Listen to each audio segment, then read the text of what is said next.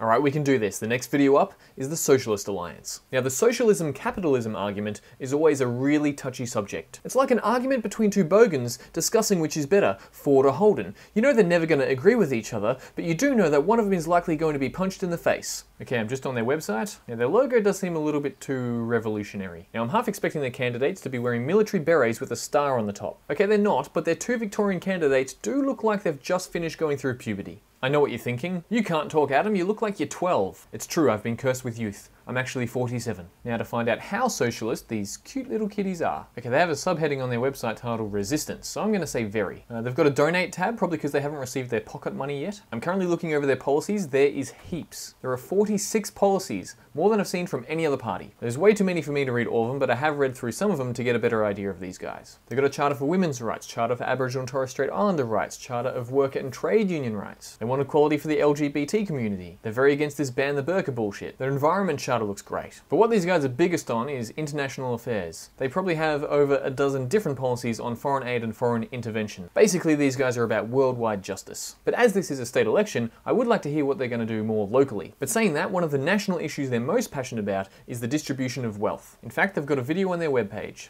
Take back the wealth! Don't worry, the first time I also thought he said, run, take back the wealth. What he actually said was Gina Reinhardt, take back the wealth. Why he wants her to do so, I'm not too sure. She already has quite a bit. When the global financial crisis, a direct product of that orgy of greed, came along, I like this guy mainly because he used the phrase orgy of greed. We've had non-stop GDP growth for over a decade.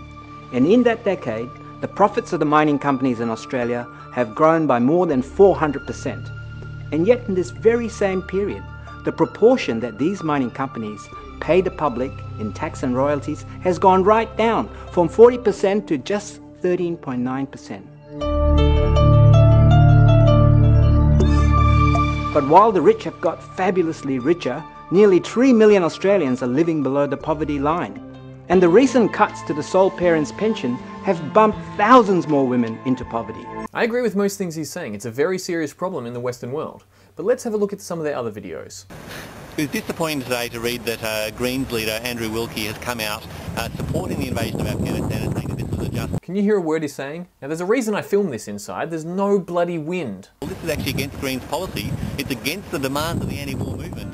And, I love how they just cut him off. They're like, yeah, that's enough rambling from you, Beardy. Time to rank the Socialist Alliance. Now, I'm not sure if I want to see one of these kids win on election day, because I think it's important to finish high school before you run for office. Saying that, I do agree with almost all of their policies. But I would like to see them tone down the Viva la Revolution, as well as focus on some very specific local issues, as well as your international ones. To give them a yes or no vote, I actually give them a yes, especially if you're passionate about the distribution of wealth. And because almost all the other candidates I didn't vote for, I'm going to put these guys at number 2.